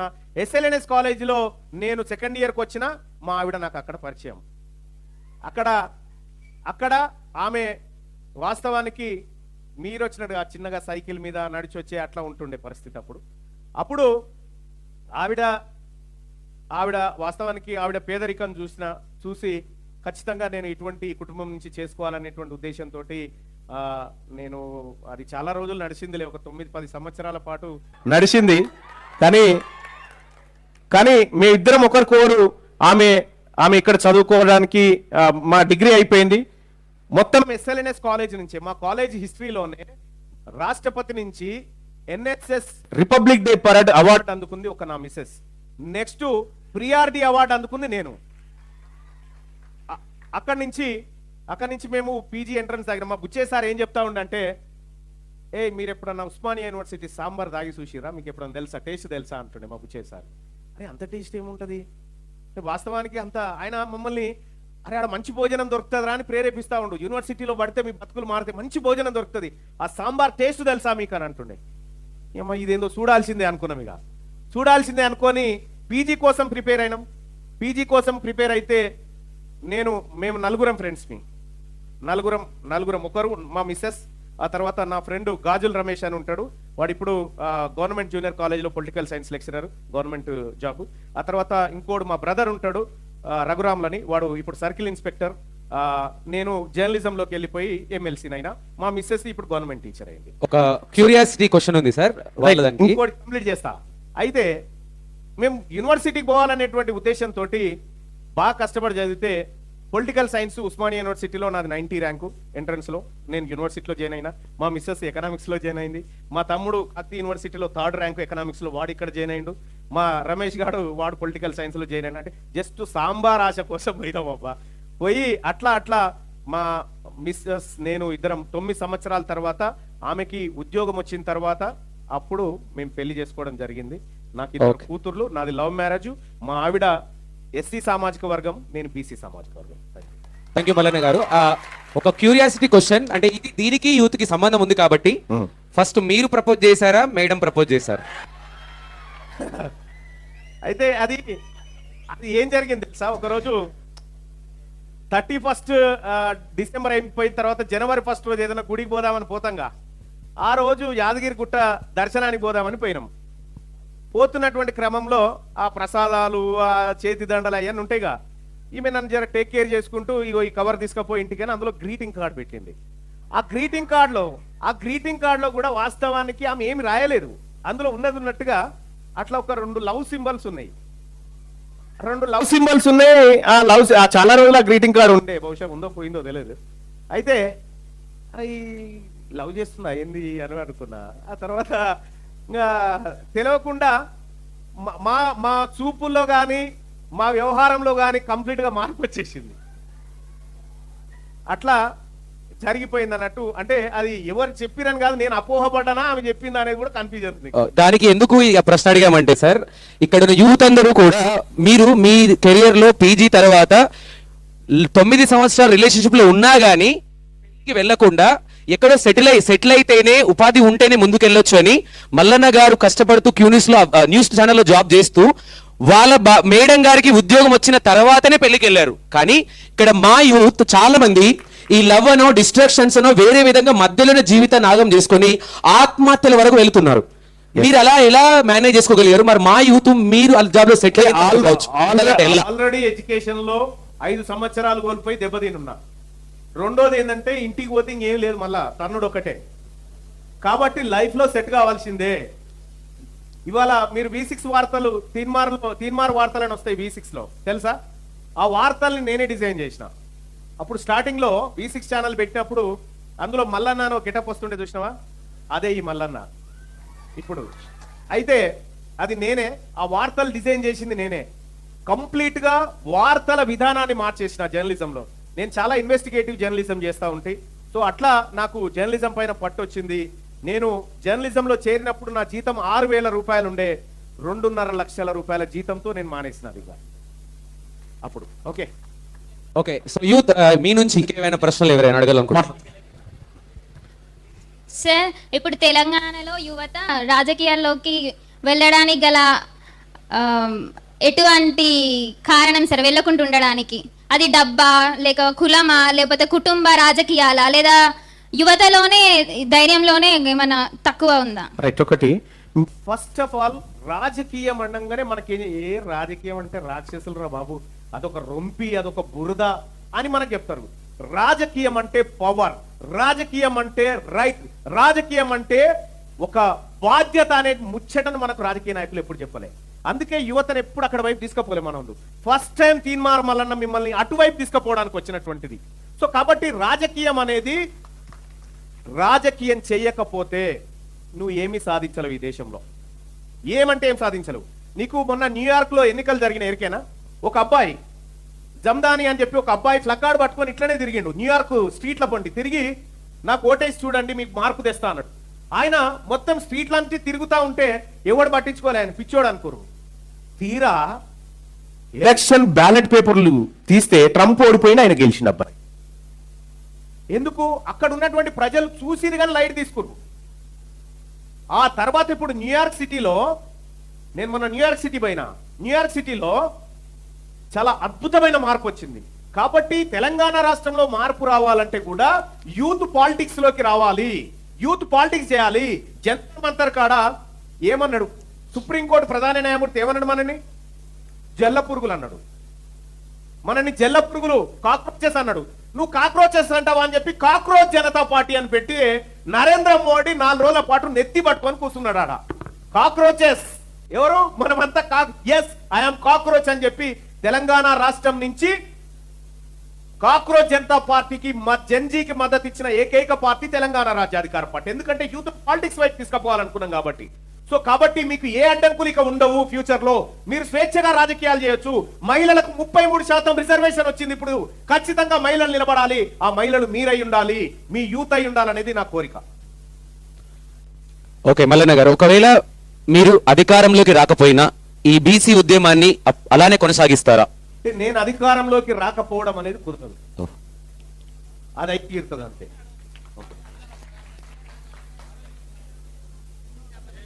అక్కడ యూత్ ఇవ్వు మైకి. అందరికీ గుడ్ ఈవినింగ్. నా పేరు జాదవ్ శ్రీకాంత్ అన్న. I'm from Kakatiya university BEd student. Same సెనేటార్ లో మనం ఫిబ్రవరి 3న సమావేశం అయ్యాము. అందులో చాలా సమస్యలు చెప్పడం జరిగింది. ఒకటి ప్రధానమైన సమస్య ఏంటంటే మహిళలకు బస్సు విత్ రిజిస్టర్ మూడట మీరే చెప్పిండ్రు మార్చ్ 13 అంటే మార్చ్ 31 వరకు మీకు 100% బస్ ఫెసిలిటీ యూనివర్సిటీలో ఇస్తామన్నారు. అది ఇంతవరకు సాధ్యం కాలేదు. ఇప్పుడు రోడ్ ఫెసిలిటీ అయింది కాబట్టి ఇంజనీరింగ్ కాలేజ్ వరకు బస్సు అవసరం. మహిళలు చాలా ఇబ్బంది పడతా ఉన్నారు. ఇంకా డైనర్ సమస్యలు అట్లా అన్న మీరు వచ్చారు కానీ మీరు మా గురించి మాట్లాడారు, సమస్య మాట్లాడడం కాదు, అది ఎంతవరకు పరిష్కారం అయ్యేది కూడా మనం చూసుకోవాలి. ఆ పరిష్కారం విషయంలో వెనుకబడి ఉన్నాం, పరిష్కారం అయితే లేదు. రోజుకు ఒక్కొక్కటి సమస్య కాకతీయ యూనివర్సిటీలో పెరుగుతూనే ఉన్నాయి కానీ తగ్గుతలేవు. రైట్. ఒకటి ఫస్ట్ ఆఫ్ ఆల్ నా దగ్గర ఉన్నటువంటి పవర్ ఏంటంటే సమస్యను వినడం, ఆ సమస్యను ప్రభుత్వం ముందు పెట్టడం, దీని సంగతి ఏదో తేల్చుమని చెప్పడం. ఎమ్మెల్సీగా నాకు ఆ పవర్ ఉంటుంది. బట్ నిజంగా తీన్మార్ మల్లన్న చేతిలో కనుక ఇంప్లిమెంట్ చేసే పవర్ ఉంటే 5 నిమిషాల్లో అయిపోయింది. 5 నిమిషాల్లో అయిపోయింది. వాస్తవం. తీన్మార్ మల్లన్న చేతిలో ఎమ్మెల్సీ అనేటువంటి పదవి ఉంది. ఆ పదవి ద్వారా నేను వచ్చి సమస్య తెలుసుకోగలుగుతున్నా, సభ దృష్టికి తీసుకుపోగలుగుతున్నా. ఒకవేళ అవే ఇంప్లిమెంట్ అయ్యి కరెక్ట్ గా అయ్యింటే తీన్మార్ మల్లన్న పార్టీ పెట్టాల్సిన అవసరం కూడా లేకుండే. ఓకే ఓకే అన్న, అది ప్రాబ్లం ఓకే.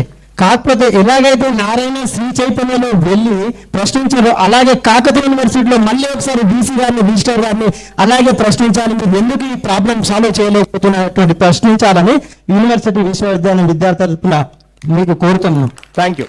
తప్పకుండా. ఓకే అన్న, సమస్యలు చెప్పడానికి కొంచెం తొందరపడకండి. చాలా ఉన్నాయి సమస్యలు యూనివర్సిటీలో. మిత్రులు చాలా కష్టపడి వచ్చి వెళ్ళిపోయాను బయట గుంజుకుంటున్నాను. ఇంకొకటి అన్న, గవర్నమెంట్ ఇప్పుడు ప్రీ స్కూల్ స్టార్ట్ చేసింది సార్. ఆ ప్రీ స్కూల్లో ఇంటర్మీడియట్ క్వాలిఫికేషన్ తోటి తక్కువ 8,000 సాలరీకి టీచర్లను తీసుకుంటున్నారు.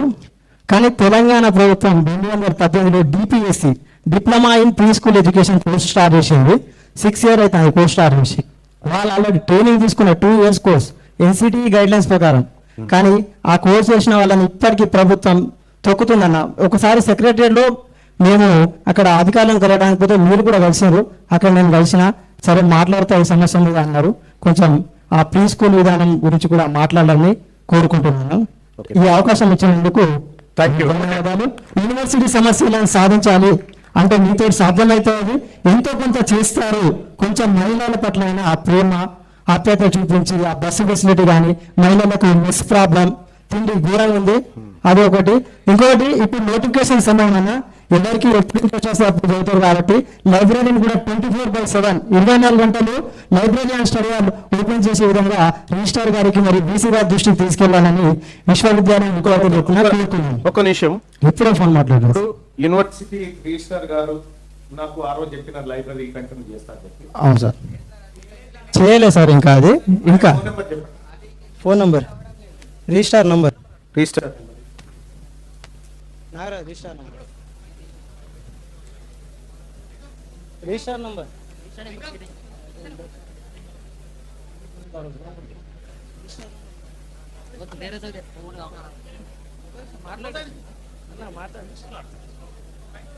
అన్నా డాక్టర్ రామచంద్ర సార్. స్టూడెంట్ తోటి మాట్లాడడానికి మీకేమైనా ప్రాబ్లం అవుతుందా?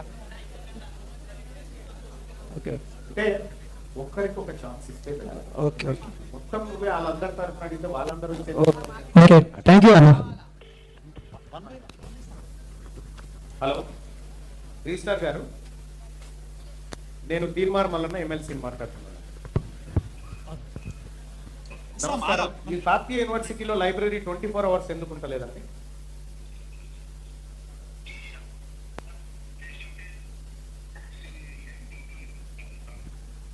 ఎయిట్ టు 12 ఎందుకు? మీకేమైనా ఇబ్బంది అవుతుందా 24 గంటలు? ఒకవేళ అది నిజంగా 24 గంటలు నడిస్తే ఇబ్బంది అవుతుంది అనుకుంటే మీరు ఫెయిల్ అయినట్టు కదా. 24 గంటలు నడిపిస్తామని హామీ ఇచ్చినారు.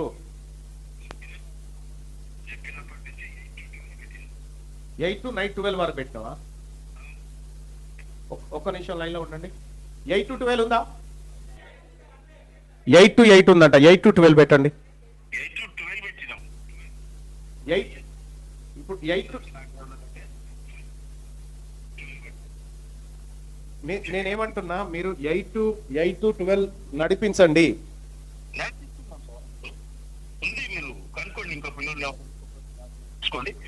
పిల్లలే నా ముందు ఉండి చెప్తా ఉన్నారు నడుస్తలేదని చెప్పి. సరే, నేనే ఒకరోజు సడన్ గా వస్తా, అప్పుడు చూద్దాం. Right, thank you. అలాగే ఇంకోటి, ఆడపిల్లలకు బస్సు పెట్టమంటే 30 తారీఖు నుంచి ఓపెన్ అవుతుందని నాకు ముచ్చట చెప్పారు. ఇప్పటిదాకా కాలేదు కదా. ఎన్ని రోజులు వస్తుంది ఇంకా? బస్సు వచ్చే వరకు రిజిస్టర్ గారు, ఆ బస్సు వచ్చే వరకు మీరు జీతం తీసుకోవడం మానేయండి, అప్పుడు తెలుస్తుంది మీకు.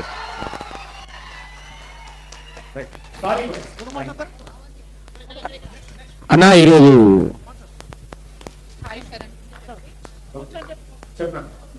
Hi sir, good afternoon everyone. I am Avantika from Geetanjali College for Women's. Scholarship సమస్యలు తీర్చడానికి మీరు విద్యార్థుల తరపున ప్రభుత్వాన్ని ఏ విధంగా ప్రశ్నిస్తారు? కాదమ్మా, ఒకటి స్కాలర్షిప్స్ అనేటువంటి సిస్టమ్ ఎందుకమ్మా? నేరుగా ఫ్రీగా ఇవ్వచ్చు కదా, అందరికి నేరుగా ఫ్రీగా ఇవ్వచ్చు కదా. అట్లయినా ఓకే సార్ కదా. నేను నేరుగా ఫ్రీగా స్కాలర్షిప్ ఇవ్వాలి, అకౌంట్ లో పడాలి, అది కాలేజ్ అయినా ఒప్పుకోవాలి, ఆయన సంతకం పెట్టాలి, అవి వచ్చేదాకా నువ్వు పైసలు ఎందుకమ్మా ఈ రిస్క్? నేరుగా ఫ్రీ క్వాలిటీ ఎడ్యుకేషన్ ఇవ్వాలనేదే మన పరిష్కార మార్గం. అప్పటి వరకు ఈ ప్రభుత్వం ఇవ్వాల్సినటువంటి 9,000 కోట్ల బకాయిలు ఇవ్వడం కోసం నేను ఖచ్చితంగా శాసన మండలిలో, నీ పేరేంటండి? అవంతిక సార్. అవంతిక చెప్పింది మాట అని మాట్లాడుతాను. Okay sir. అన్న ఈరోజు తెలంగాణలో చాలా 4 లక్షల మంది యువత ప్రభుత్వ ఉద్యోగుల కోసం అదే జీవితం అని బతుకుతున్నారు. ఇక్కడ కాకతీయ యూనివర్సిటీ కావచ్చు, ప్రైవేట్ డిగ్రీ కాలేజ్ యూత్ అలానే ఉన్నారు. అందరికి ఉద్యోగాలు రావట్లేదు. మీ పార్టీ తరపున మీ పరిష్కారం ఏంటి? ఉద్యోగాలు సృష్టించడమా, ప్రభుత్వ ఉద్యోగం కోసం కావాల్సిన నైపుణ్యాలు క్రియేట్ చేయడమా? మీ యూత్ విజన్ ఏంటి? రైట్, ఇప్పుడు ఉద్యోగం చేస్తాం, ఉద్యోగం చేస్తే జీతం వస్తుంది. బిజినెస్ చేస్తే మన దేశంలో 90% మందికి బిజినెస్ కావాలన్నా ఉద్యోగం కావాలంటే ఉద్యోగం కావాలి. 90% మంది. కానీ వీళ్ళని బిజినెస్ వైపు తీసుకపోతే వీళ్ళు ఉద్యోగాలు అడగరు, ఉద్యోగాలు ఇస్తారు. వాళ్ళే ఉద్యోగాలు ఇస్తారు. ఉద్యోగాలు ఇచ్చేటువంటి శక్తిగా క్రియేట్ చేయాలి. అందుకోసం ఉద్యోగాలు ఇచ్చేటువంటి శక్తి యువతకు వచ్చే విధంగా మా ప్రణాళిక ఉంటుంది. Next. Hi sir, this is Laharika. చెప్పండి. స్టూడెంట్స్ కి మీరు ఎమ్మెల్యే సీట్స్ ఎన్ని ఇస్తారు సార్ మీ గవర్నమెంట్ వస్తే? గవర్నమెంట్ వస్తే కాదమ్మా, గవర్నమెంట్ రాకముందుకే ఇవ్వాలి ఇవన్నీ. సో ఖచ్చితంగా మన పార్టీలో, తెలంగాణ రాజ్యాధికార పార్టీలో దోతులు ఉండవు, అన్ని జీన్స్ పాయింట్లు ఉంటాయి. యూత్ అందరు తెలుసుకోవాల్సిన ఒక విషయం ఏంటంటే, ఇదే తిన్మార్ మల్లన్న గారు గత ఎలక్షన్ లో పాలకుర్తి నియోజకవర్గానికి వచ్చి ఒక మహిళా యువక నాయకురాలు నిలబెట్టే ముందు స్పీచ్ లో మాట్లాడుతూ, ఆ తల్లి గుర్తుంచుకో 30,000 భారీ మెజార్టీతో గెలుస్తున్నావు, దయాకర ఓడిపోతున్న ధైర్యంగా చెప్పి గెలిపించిన వ్యక్తి తిన్మార్ మల్లన్న మహిళని గుర్తుంచుకోవచ్చు యూత్ అందరూ కూడా. Good evening sir, my name is Kavya. ఒకవేళ ఈ క్యాస్ట్ ఫీలింగ్, ఈ ఫీజు, ఇంకా ఎడ్యుకేషన్ తరం ఎప్పుడైనా జాబ్స్ కి కూడా రిజర్వేషన్ చూస్తున్నారు కదా సార్, మెయిన్ గా బీసీ వాళ్ళకి, ఒకవేళ ఇవి రెడ్యూస్ కానికి మీరు తీసుకునే స్టెప్ ఏంటి ఇంకా వచ్చే తరాలకి అవి జరగకుండా? అంటే ఒకటి అమ్మా, రిజర్వేషన్ అనేది ఎందుకు వచ్చిందంటే, కొంతమందికి విద్యా అవకాశాలు తక్కువ ఉండే, వాళ్ళు తక్కువగా చదివేటువంటి వాళ్ళు, వాళ్ళకు తక్కువ అవకాశాలు ఉండే కాబట్టి, డబ్బులు లేకపోతుండే కాబట్టి, వెనకబడి ఉన్నారు కాబట్టి వాళ్ళకి రిజర్వేషన్ ఇచ్చి మిగతా వాళ్ళతో సమానంగా తీసుకురావాలి. అసలు వీళ్ళందరికీ సరైన విద్య, సరైన ఎడ్యుకేషన్ కార్పొరేట్ లెవెల్లో ఇస్తే ఎవరు అడగడు, అంత టాలెంట్ మీదనే బతారు. అప్పుడు రిజర్వేషన్ అనేది రాజకీయ పార్టీలు ఆడుతున్నటువంటి డ్రామా. వాళ్ళు సజీవంగా దాన్ని ఎందుకు పెడతా ఉన్నారంటే ఓట్ల కోసం, పిల్లల కోసం కాదు, ఓట్ల కోసం. ఇవాళ ఒకవేళ రిజర్వేషన్ ఇవ్వాలంటే తెలంగాణ అసెంబ్లీలో 119 సీట్లు ఉన్నాయి. 119 సీట్లలో 43 స్థానాల్లో రెడ్లు కూర్చున్నారు. మరి అక్కడ ఏది రిజర్వేషన్ లేదే. రిజర్వేషన్ అనేది ఉద్యోగాల దగ్గర ఉంది, అక్కడ లేదు. అక్కడ ఓన్లీ ఎస్సీ ఎస్టీలకు మాత్రమే ఉంది. కాబట్టి ప్రజలకు వాళ్ళ కాళ్ళ మీద నిలబడే శక్తి వాళ్ళకి ఇస్తే, వాళ్ళ కంట్రోల్ బియ్యం ఎవడు అడుగుతాడు? అడగదు కదా. వాళ్ళ కాళ్ళ మీద వాళ్ళు నిలబడేటువంటి శక్తి ఇవ్వడం ద్వారా సమాజం వస్తుంది. సమాజం రావాలంటే మనలో మార్పు రావాలా, ఫస్ట్ మన యువతలో మార్పు రావాలా. గతంలో ఎట్లుంటుందంటే ఆచారాలు, ఊర్ల పట్టి ఎవరైనా ఒక ఆయన పెద్ద ఆయన ఇంటికి ఇంకొక ఆయన వస్తే అరుగు కాడ కూర్చోవడమో, కింద కూర్చోవడమో చేస్తుండే. ఇలా పరిస్థితుల్లో మార్పు వచ్చింది.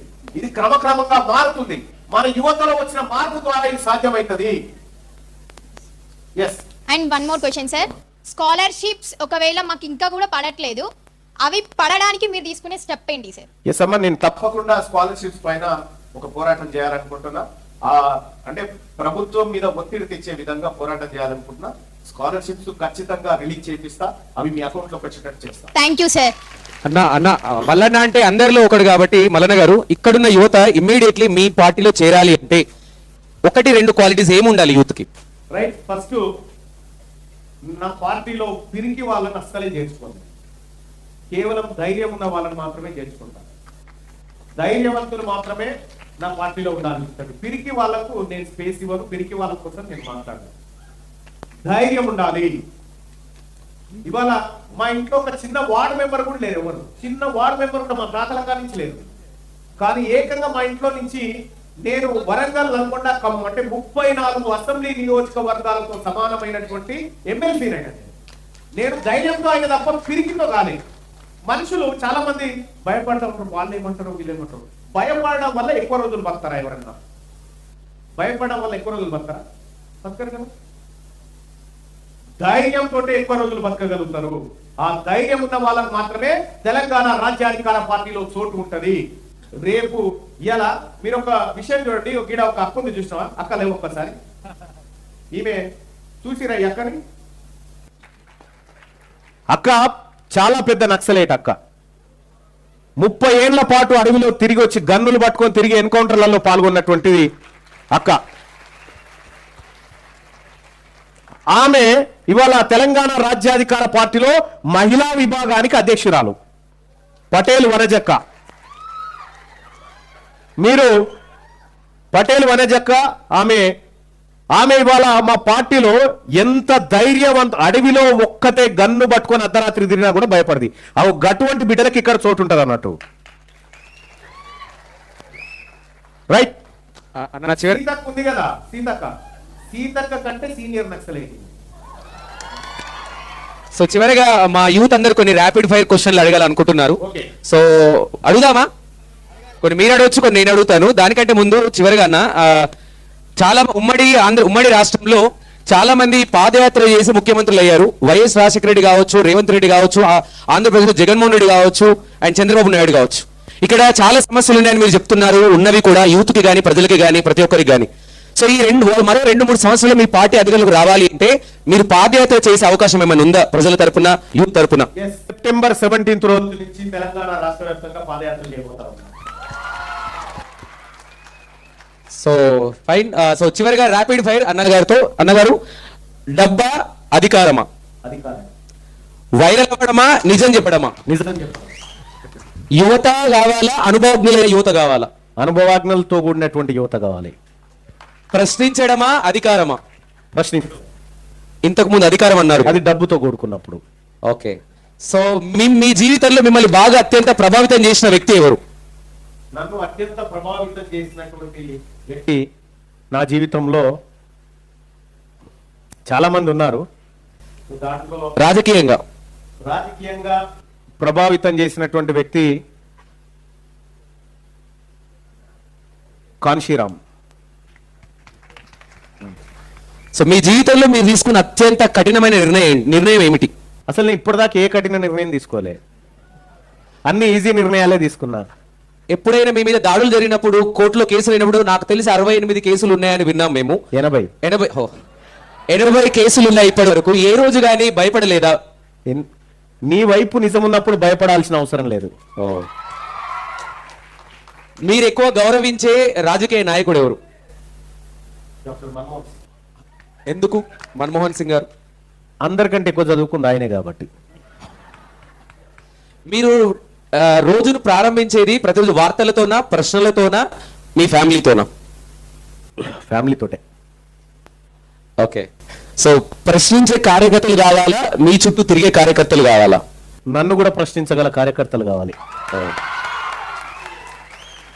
ఓకే. మీ జీవితంలో బాగా ప్రభావం చూపిన పుస్తకం ఏమిటి? Weak point. Sir, weak point అని ఎంబీఆర్ శాస్త్రి గారు రాసింది. ఓకే. తెలంగాణ రాజ్యాధికార పార్టీ అంటే తీన్మార్ మల్లన్న మాత్రమే గుర్తుకొస్తున్నారు. మీలాగా రెండవ తరం నాయకులు, యూత్ పేర్లు ఎక్కడ కనబడట్లేదు. దానికి ఎలా మీరు వారిని తయారు చేస్తారు? అందుకోసమే నేను మబ్బుల బడి అనే కార్యక్రమం పెట్టిన. మబ్బుల బడిలో మిమ్మల్ని కూడా గెస్ట్ గా పిలిచిన. ప్రతిరోజు ఉదయం 5 గంటలకే మబ్బుల బడి పెట్టి మా నాయకులందరికీ ట్రైనింగ్ ఇప్పిస్తా ఇట్లాంటి వాళ్ళతోటి. ఎందుకంటే వాళ్ళని కూడా మల్లన్న లాగా తయారు చేయాలని.